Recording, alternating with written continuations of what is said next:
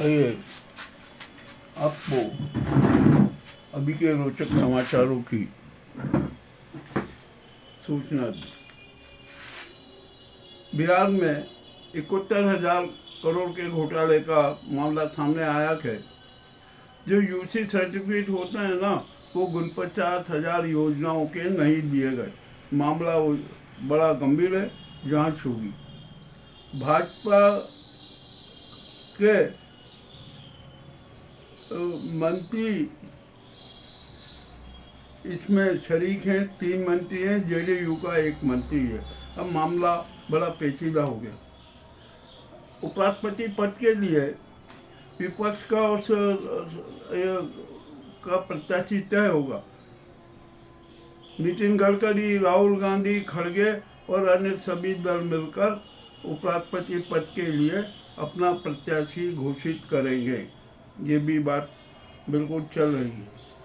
अब तो नाजी सरकार घुटने पर आ गई है और उसके 2 मंत्री आज राहुल गांधी और खड़गे जी से मिले कि अब ये सारा बंद होना चाहिए, संसद चलना चाहिए।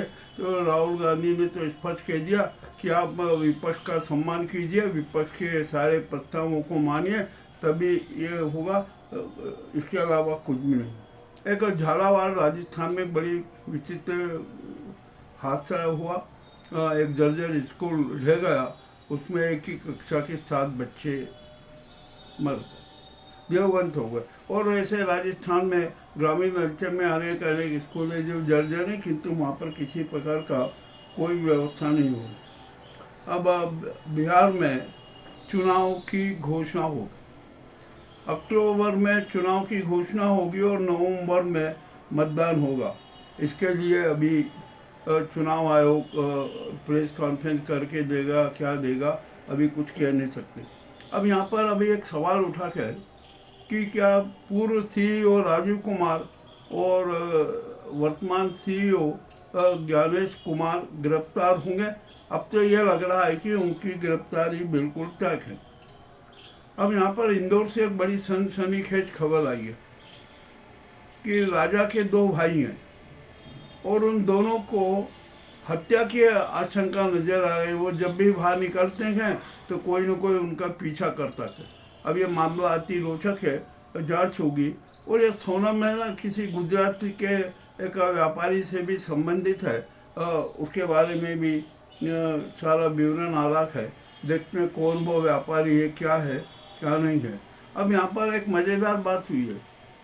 हजारों करोड़ का धोखाधड़ी करके नीरव मोदी जो भागा था ना, उसने यह खुलासा कर दिया गया कि मैंने तो भाजपा नेताओं को मोटा माल दिया है। अब वह नाम भी उजागर करेंगे, इससे भाजपा की पूरी पोल खुल गई। अब ये क्या हो रहा है क्या नहीं हो रहा है देखते हैं। अब अभी एक सवाल आया कि वित्त मंत्री सीतारमन की भी गिरफ्तारी हो सकती है और उनके खिलाफ एक मानहानि का प्रकरण हुआ है। उसके मामले में उनको समझ भी जारी हो सकता और होगा ही, कोई उसमें दिक्कत नहीं है। अब यहाँ पर बड़ी एक विचित्र बात हुई है कि मोदी का त्यागपत्र सुनिश्चित हो चुका है, वो होगा ही और उन्हें त्यागपत्र देना पड़ेगा। उसी के साथ साथ अमित शाह, रिजिजू, राजनाथ और अन्य चेहरे भी त्यागपत्र दे सकते हैं। अब इसी बीच राष्ट्रपति मुर्मू जी का जो व्यक्तित्व है और विवेक है, यदि वो सक्रिय हो गया ना, तो वह इस नाजी सरकार को भंग कर देगी। और भंग करने के बाद यहाँ पर राष्ट्रपति शासन की घोषणा कर देगी और नया केयर टेकर पीएम सीडीएस को बना देगी, सीजीआर को उसका न्यायिक सलाहकार बना देगी। और ऐसा करने के बाद वे भी त्यागपत्र दे सकती हैं, ऐसी बात। अब राजनाथ भी संकट में है, क्या करें क्या नहीं करें, देखते हैं क्या होता है। और नीतीश नायडू ने भी नाजी गैंग को समर्थन देने बंद कर दिया, खुला ऐलान कर दिया। और जो एनडीए के सहयोगी दल है ना, वे भी अब नाजी सरकार के साथ नहीं है। भाजपा के 25 से 30 सांसद तुरंत त्यागपत्र देने और इसी के साथ साथ जो अपराधी सांसद है वो सुप्रीम कोर्ट से अयोग्य घोषित किए जा रहा है। यानी मोदी सरकार, नाजी सरकार या गुजराती गैंग की सरकार अल्पमत में है।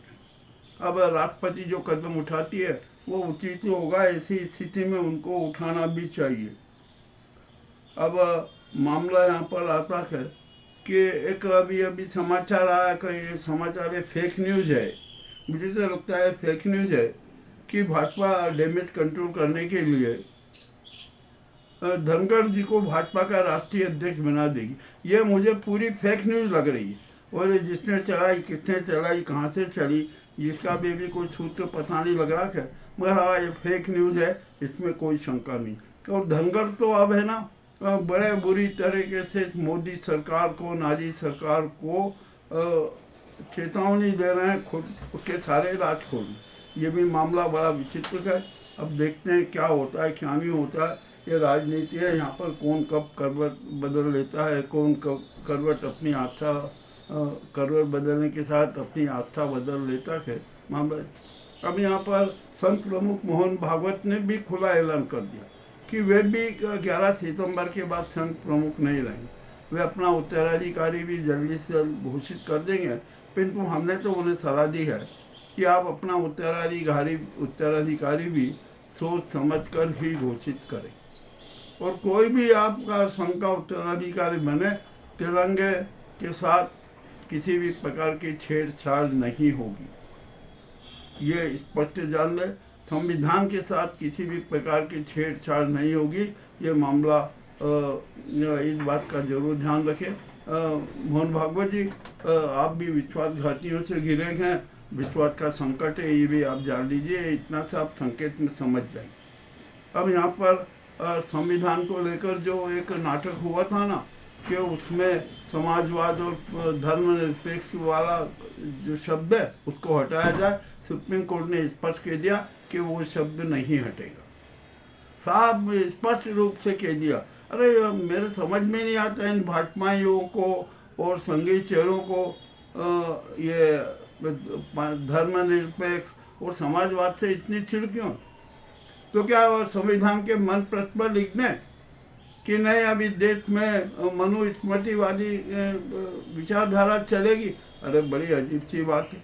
अब बहुत कुछ, सब कुछ उल्टा पुल्टा हो रहा है। राजनीति का चरित्र ही बदलता हुआ नजर आ रहा है।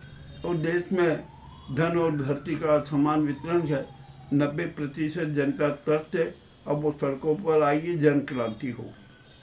और जो ये नाजी चिंटू गुजराती गैंग है ना, इसका बचना बहुत मुश्किल है।